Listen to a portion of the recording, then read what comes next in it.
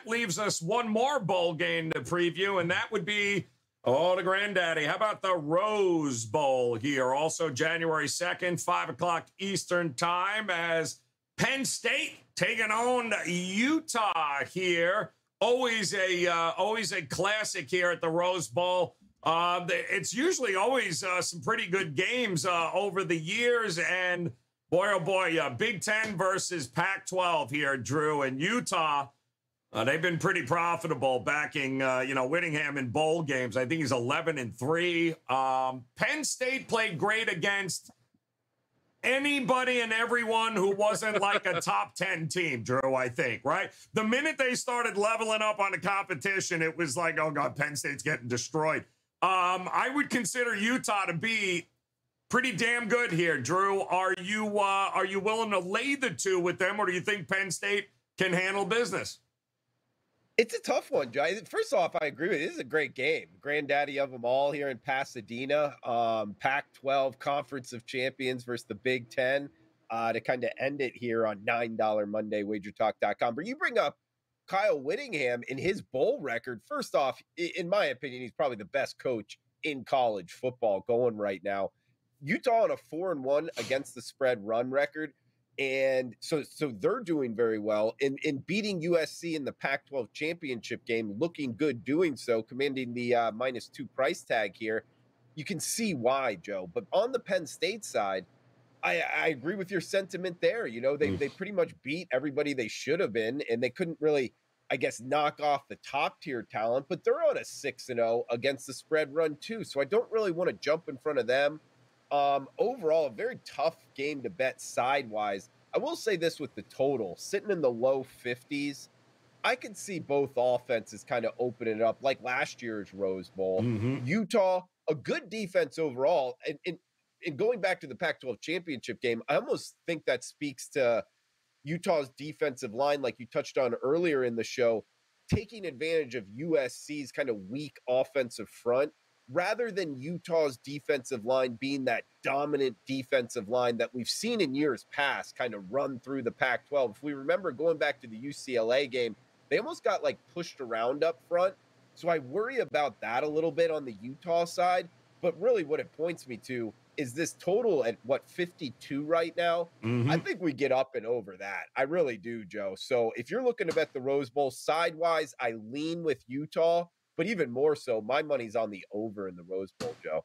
Yeah, there you go. I mean, there are some notable departures here for both teams. I mean, Utah, the big tight end there, along with Thomas, I believe, the running back. But Cam Rising's still going, and what's Clifford, like 43 now? So he'll be there for Penn State, which is always good. Some experience there, Bryan Power, but.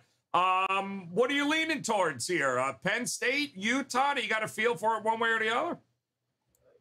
I agree with much of what Drew just said, and you brought up the Rose Bowl history, Joe, earlier. Utah obviously was involved in the game last year. It was a great game against Ohio State, a game they led most of the way, and Cam Rising had to leave with an injury. Yeah. Do they win that game if he didn't leave? I don't know. But what I do know is the Utes are going to be motivated. In their second straight Rose Bowl appearance.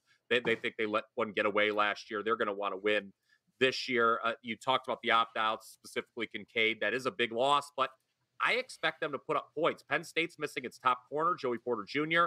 And, okay, let's talk about what happened when Penn State played top 10 teams this year. They faced Michigan. They gave up 41. They faced Ohio State. They gave up 45.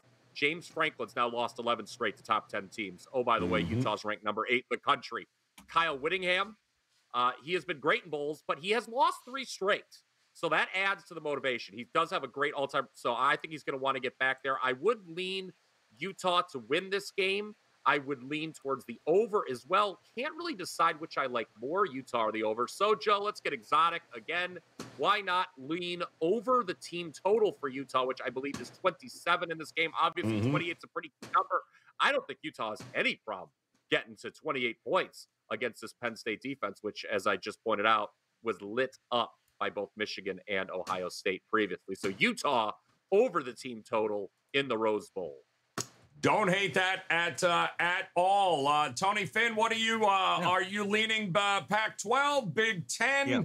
You think it's going to be a good game? Where are you leaning here? You know me, how much I love the Pac-12, or I have over the years, and I still, we need Pete Carroll to come back to Pac-12 and be the Nick Saban savior of the SEC. You know, right? We gotta have that one. You gotta have that one powerhouse that everyone's chasing. It makes the conference better. I am liking Utah. This is gonna be my best bet for the show. So I don't want to do LSU again. You probably won't want that. So all right, I'm going to do Utah. And if you want to talk about that now, yeah, go ahead. Give us the reason why you like Utah. Okay. Shoot. I won't take long because I'm not feeling that Houston love that I gave Robert yesterday after they blew it up in the fourth quarter. Let's get back on point. The language, language, and the coach speak and the talking heads from the major portals seem to think this Utah team is suspect. That they don't think that their defense is good in year past. Their defense, it can't possibly be as good as some year past because their offense is better. And this offense can score. I really, as much as I like Utah -2, I also like the over in this game. I think Penn State will score some. But you guys spoke it. You said it. You preached it. That is, Penn State Penn State's a good team when they're playing a less than.